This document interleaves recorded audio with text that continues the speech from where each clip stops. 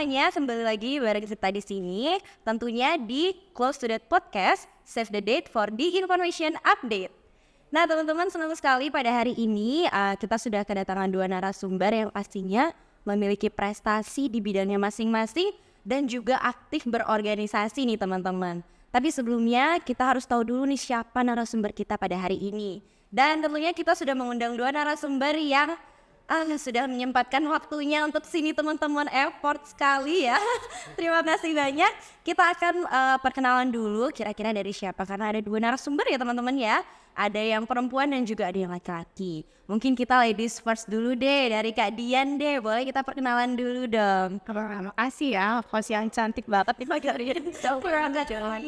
Podcast kita hari ini. Oke, sebelumnya halo semuanya, perkenalkan aku Dian Kusmawati, bisa dipanggil Dian, mahasiswa program studi PPKN semester 5.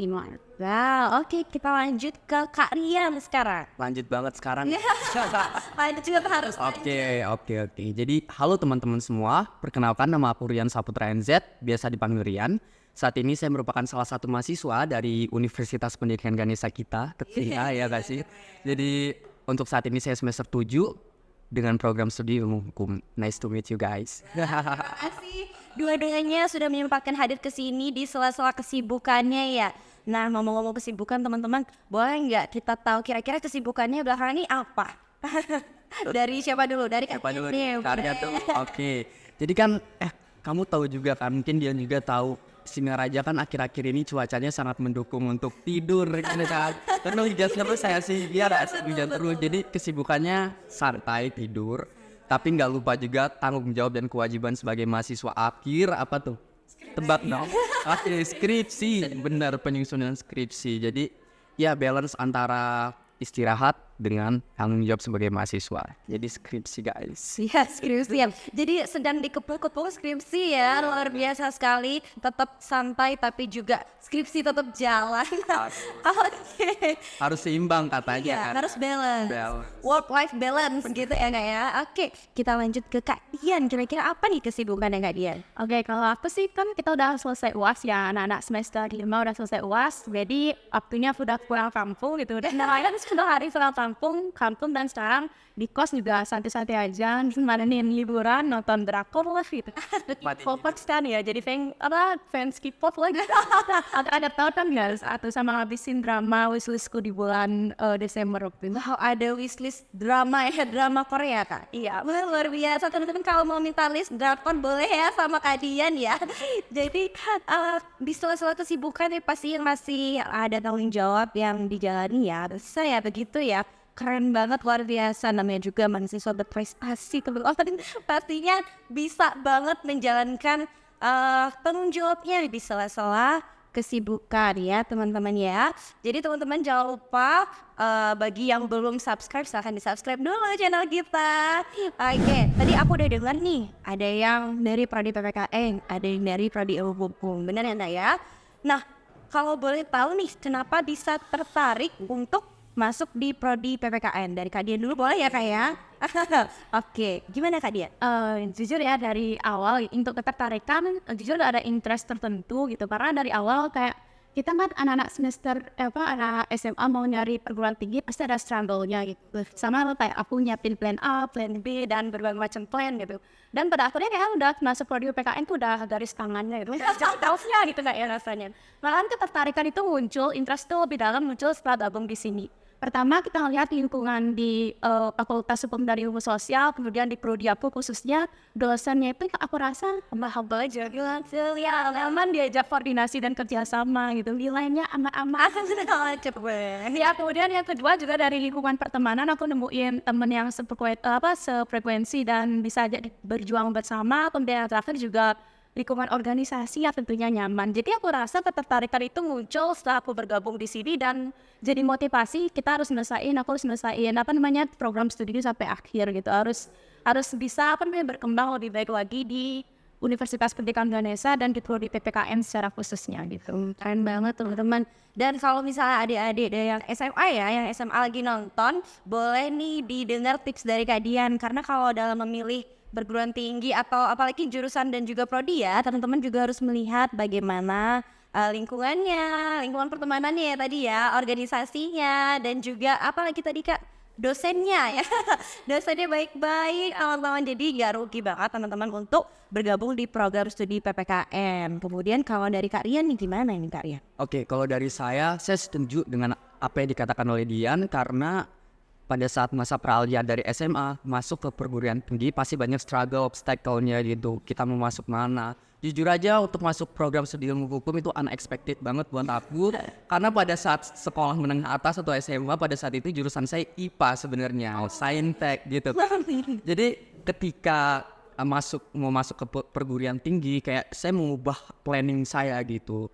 Dan kenapa harus ilmu hukum? Karena pada saat itu ya Dian juga pengalaman di lomba debat juga kan. Jadi pada saat SMA saya diberi kesempatan untuk ikut beberapa lomba debat. Dan saya sangat interest juga terkait dengan pemerintahan, terkait dengan hukum di Indonesia pada saat itu. Jadi maka dari itu saya memutuskan untuk mencemplungkan diri saya di program studi ilmu hukum. Walaupun ya kalau misal kita lihat obstacle-nya mungkin dari segi orang tua pada saat itu kurang mendukung untuk dihukum gitu. Suruhnya ikut jejak mereka gitu kan. Orang tua kan sering seperti itu, tapi karena saya merasa bahwa saya nyaman di hukum dan saya memutuskan juga untuk masuk di Universitas Pendidikan Ganesha, saya percayakan akademik saya untuk bersekolah ataupun melanjutkan studi di Universitas Pendidikan Ganesha walaupun saya dari Lampung sebenarnya. Keren. Berarti di sini kan ngekos ya? Saya ngekos. Luar biasa, mandiri sekali. Dan FYI buat kalian, Undiksa di luar sana, khususnya di Lampung, di Medan dan lain sebagainya udah cukup terkenal. Jadi mungkin kalau teman-teman yang ingin join di Universitas Pendidikan Ganesha khususnya ilmu hukum, let's join with us guys. Wah, keren banget. Kalian ini juga sempat jadi king ya, Queen di Pacific Law ya. Iya, diberikan kesempatan pada saat itu. Betul, keren banget dan pastinya tidak diragukan lagi prestasinya dari dua narasumber kita. Dan sempat kemarin aku sempat dapat CV kakak kan. Jadi ternyata prestasinya sampai bawah. Aduh, CV ku menangis melihatnya. Luar biasa ya, keren banget. Nah, gimana nih Kak cara bikin balance antara kok bisa gitu kan berorganisasi juga iya kan?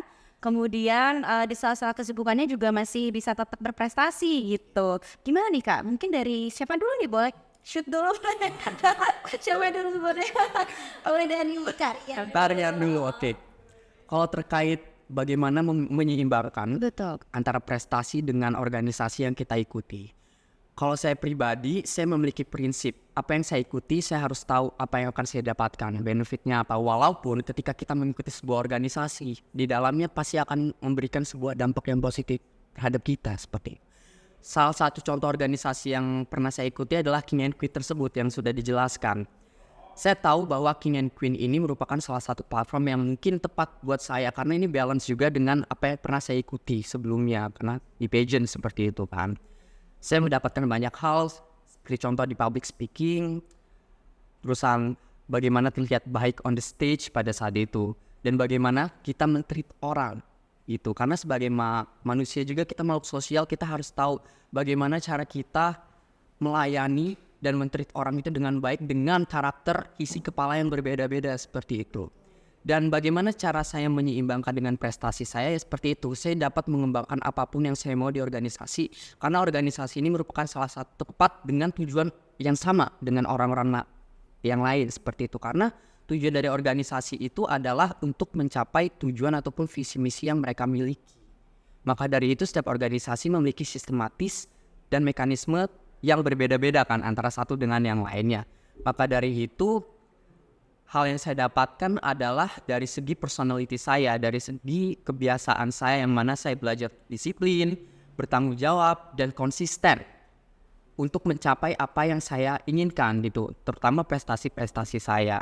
Dari segi leadership juga seperti itu. Jadi maka dari itu organisasi ini sangat membantu saya dari segi personality untuk selalu berkembang dan menemukan potensi maksimal apa sih yang saya miliki sebagai seorang mahasiswa, sebagai seorang manusia, sehingga nantinya saya dapat memberikan knowledge saya, ilmu saya, bukan hanya untuk diri saya, tapi untuk orang-orang di sekitar saya juga seperti itu. Wah, keren banget ya. Kalian nih, aduh, panutan ya teman-teman. Oke, gimana nih kalau Kak Dian yang tidak kalah keren juga teman-teman? Jadi cara ngebalancein antara prestasi sama kegiatan organisasi sih, kita harus nentuin juga dong goals kita mau ngapain aja. Kita juga harus nentuin waktu, step by step manajemen waktu yang lebih terstruktur gitu. Awal-awal masuk organisasi aku juga struggle banget gimana kayak apa ya, berbenturan gitu loh antara kita kegiatan kuliah, antara tujuan aku ingin juga jadi mapres itu di awal, habis itu juga kegiatan organisasi yang penuh dengan tanggung jawab gitu. Aku nyusun time blocking sih awalnya gitu. Satu hari targetnya mau ngapain aja gitu. Cara ngebalancein. Misalnya di pagi ya fokusin aja dulu kuliah, siangnya mau nyari kegiatan lomba yang kayak gimana harus latih. Kan kita kalau lomba juga harus latihan dulu dong. Itu juga harus terstruktur latihannya kayak gimana. Di awal-awal semester 1, semester 2 itu masih cukup berantakan gitu. Aku lakukan time blocking dulu gitu. Habis itu baru udah mulai bisa tertata waktunya mau ngapain aja. Habis itu juga ikut organisasi, benefitnya juga banyak sekali. Aku juga salah satu anak organisasi di HMJ, Hukum dan Kewarganegaraan. Dan bisa bertahan dua periode.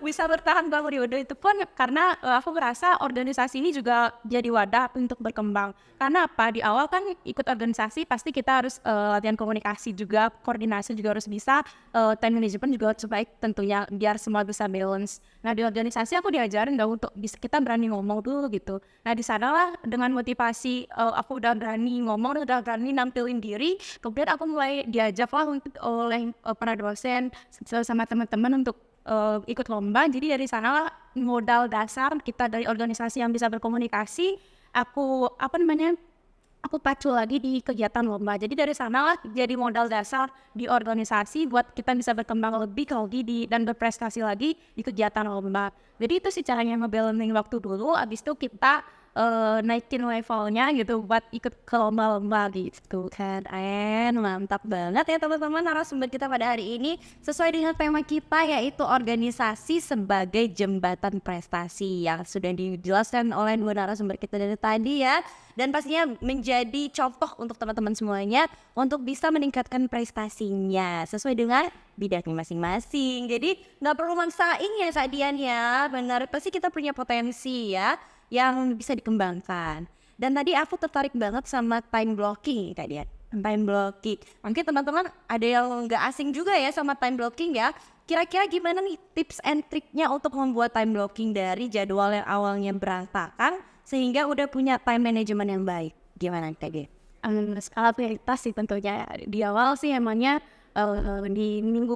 di satu hari itu kita mau nge-clearin apa gitu, mau nyelesain pekerjaannya kayak gimana, itu harus terstruktur sih. Aku emang kalau nggak terstruktur tuh nggak akan selesai kerjaannya gitu.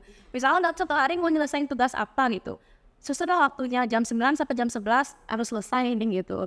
Kita emang harus disiplin dulu sih, di awal emang berantakan, tapi kalau udah terbiasa itu kayak nyaman aja gitu kerjaannya. Juga tentuin skala prioritas sih, misalnya kalau nggak penting-penting banget ya udah skip aja gitu. Iya gitu. Kita juga harus berani jadi orang yang nggak enakan gitu. Oh gitu ya? Ya harus berani jadi orang yang Tidak nggak enakan. sebenarnya harus tidak Enak-enak aja. tapi nggak egois juga. Tanggung jawab kan ada juga, tapi nggak egois juga gitu loh, kayak harus imbangin aja dulu gitu. Pokoknya susun skala prioritas kamu gitu. Nggak usah nggak enakan sama orang. Itu aja ya. Tidak usah tidak enakan. Ya, nggak usah nggak enakan. Jadi harus ada skala prioritas dan juga tetap tidak egois teman-teman. Gitu ya. Ya. Jadi ini adalah pertanyaan yang sering banget ditanyain oleh adik-adik karena tadi aku juga sempat terbesit ya kakak ya. Jadi ada yang bilang aku nggak mau deh jadi anak organisasi, aku maunya jadi mahasiswa kupu-kupu, kuliah pulang gitu. Nah kira-kira gimana nih Kak menurut Kak Rian atau Kak Dian untuk membantah hal tersebut bahwa menjadi mahasiswa organisasi juga nggak masalah gitu ya? Iya, kalau dari Kak Rian gimana? Oke, terima kasih pertanyaannya. Sebenarnya ketika kita memutuskan untuk ikut di dalam sebuah organisasi itu tergantung kebutuhan kita juga sebagai mahasiswa. Tapi saya lebih menyarankan sebagai mahasiswa kita harus menjadi sesosok mahasiswa yang aktif ataupun ikut dalam organisasi tersebut. Karena seperti yang sudah dijelaskan oleh Dian juga banyak sekali benefit yang akan didapatkan ketika kita join ke dalam organisasi. Seperti yang teman-teman tahu bahwa sebagai manusia kita punya DNA untuk selalu berkembang dan menemukan potensi terbesar apa yang dimiliki oleh diri kita. Dengan join ataupun terjun di dalam organisasi ini sangat membantu kita. Yang pertama, seperti yang sudah saya katakan, bahwa leadership ini akan kita temukan ketika kita join di sebuah organisasi. Yang mana tadi seperti yang Dian katakan, bahwa di dalam organisasi yang penting kita berani ngomong dulu deh. Nah, dengan berani ngomong nanti akan timbul sebuah habitat ataupun sebuah kebiasaan yang mana nanti kita akan menaikkan level kita lagi, yang tadinya kita malu-malu jadi kita berani untuk speak up. Habis itu kita dapat memberikan sebuah inovasi-inovasi baru gitu kan di dalam organisasi tersebut. Nah, ini sangat membantu juga. Dan yang kedua adalah dari segi relasi. Tentu saja ketika kita join ke dalam sebuah organisasi, kita akan bertemu berbagai macam orang, berbagai macam personality di dalamnya seperti itu. Dan sebagai manusia juga kita perlu menyesuaikan itu semua.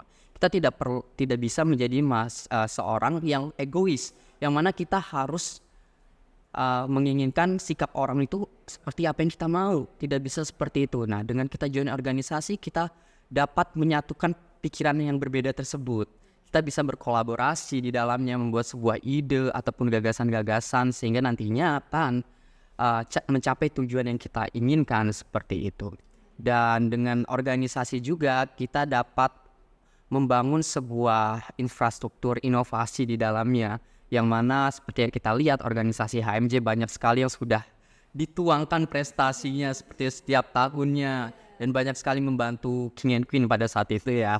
Dan itu sangat keren juga ya MJ, saya sangat mengapresiasi juga dari acara SOJ dan lain sebagainya. Ini adalah contoh bahwa kita sebagai seseorang mahasiswa khususnya gitu, yang tadi kita berpikir bahwa aduh join organisasi ini mungkin menyulitkan bagi saya tidak bisa gitu, karena banyak sekali orang-orang yang mengalami perbedaan sikap ataupun personality. Mungkin di SMA dia berpikir bahwa malu-malu dan lain sebagainya, ketika di perkuliahan dia langsung merubah segalanya gitu. Itulah yang saya katakan bahwa setiap manusia itu punya DNA untuk selalu berkembang, dan kalian pun mempunyai kesempatan itu, karena join organisasi juga bukan hanya memberikan benefit dari internal saja, tapi eksternalnya juga, yang mana kita juga dapat mengembangkan kampus kita, jurusan fakultas kita seperti itu. Jadi kalau misalnya kalian ingin mengetahui dan menggali potensi kalian lebih dalam lagi, join organisasi itu bukanlah suatu hal yang harus dihindari.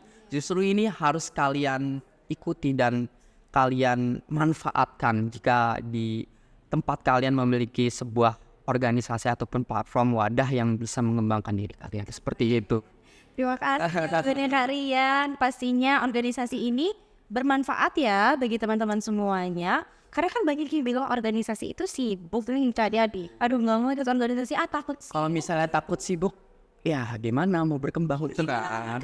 Gak bakal menemukan hal-hal baru, pengalaman baru seperti itu. Iya, jadi mahasiswa kan juga udah privilege banget. Iya. Kan, di sini lah langkah kamu itu untuk mengembangkan diri lebih besar gitu. Apalagi itu kan memang pilihan ya, kalau mau sibuk atau mau tidur-tidur aja di kos itu sah-sah aja. Tapi kembali lagi, privilege jadi mahasiswa itu kan besar sekali. Kenapa nggak kamu manfaatin 4 tahun kamu di universitas itu untuk mengembangkan skill yang lebih baik lagi gitu. Iya betul. Karena ikut organisasi capek. Terus kalau misalnya jadi orang yang nggak punya skill juga capek.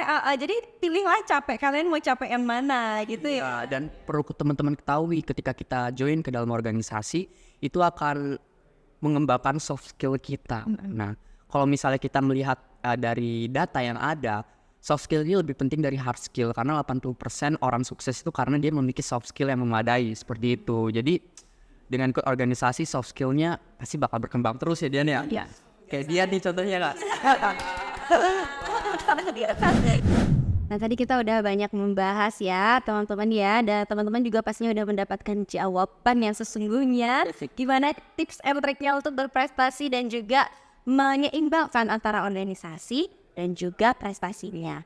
Kemudian kita lanjut teman-teman, mungkin ada yang pengen dengar nih gimana nih pesan-pesan yang akan disampaikan dari Kak Rian dan juga Kak Dian, ataupun saran yang ingin disampaikan kepada pendengar untuk organisasi ini sebagai jembatan prestasi begitu. Gimana dari Kak Dian dulu boleh? Pesannya satu aja, coba aja dulu gitu loh. Kalau kamu nggak pernah coba, kamu kan nggak akan pernah tahu gitu. Kalau kamu setidaknya kamu udah mencoba, berarti kamu nggak kalah gitu kan. Setidaknya kalau kamu mencoba untuk ikut organisasi, kalau nggak betah, 1 tahun aja nggak masalah gitu. Kalau kamu ikut, kalau kamu mau berprestasi kan setidaknya kamu coba dulu gitu. Minimal kalau kamu ikut lebih banyak, kamu ikut kan lebih berpeluang. Misal setidaknya ikut 5 lomba, pasti ada aja 1 yang nyangkut. Karena dari pengalaman kalah-kalah sebelumnya kan juga akan memberikan kamu pelajaran yang lebih baik. Jadi intinya coba aja dulu gitu, biar tahu hasilnya gimana gitu. Jangan takut mencoba ya teman-teman ya. Oke, dari Kak Ian gimana nih? Aku tuh selalu kasih sebuah pesan buat teman-teman, tapi pesannya sama sih. Jadilah seperti tangga yang mengelilingi menara. Walaupun menara itu terlihat tinggi, tetapi tangga tersebut tetap konsisten, seolah-olah dia tidak ada beban ataupun tekanan di dalamnya. Dan sebagai seorang manusia pun, terkhususnya mahasiswa, jangan takut untuk mencoba benar apa yang dikatakan Dian. Karena jika kita tidak mencoba suatu hal baru, maka kita tidak tahu apa yang akan terjadi di depan kita, seperti itu. Karena sebagai seorang yang memiliki darah muda yang membara seperti itu kan ya, kita harus berani mencoba, dan kita pun harus paham bahwa diri kita ini unik, diri kita spesial, kita mempunyai jalan yang berbeda dengan orang lain, tapi ya that's the special thing sebenarnya. Jadi buat kalian, just try it. Karena benar, seperti tema kita bahwa organisasi merupakan jembatan kita untuk mendapatkan sebuah prestasi. Jadi buat kalian semua, jika kalian ingin mendapatkan sebuah achievement yang sangat besar di dalam hidup dan memanfaatkan hidup ini dengan sangat baik, berprestasilah dan jangan takut mencoba. Terima kasih banyak untuk 2 narasumber kita yang sudah hadir pada hari ini dan menyempatkan waktunya. Teman-teman, terima kasih banyak ya udah nonton podcast kita sampai akhir. Semoga teman-teman bisa mendapatkan manfaat dari jawaban-jawaban narasumber kita pada hari ini. Dan special thank you juga untuk Kak Dia dan Nisa. Terima kasih banyak. Semoga masih kita bisa berjumpa lagi ya. Tetap berprestasi dan juga berorganisasi. Oke, see you. Dadah.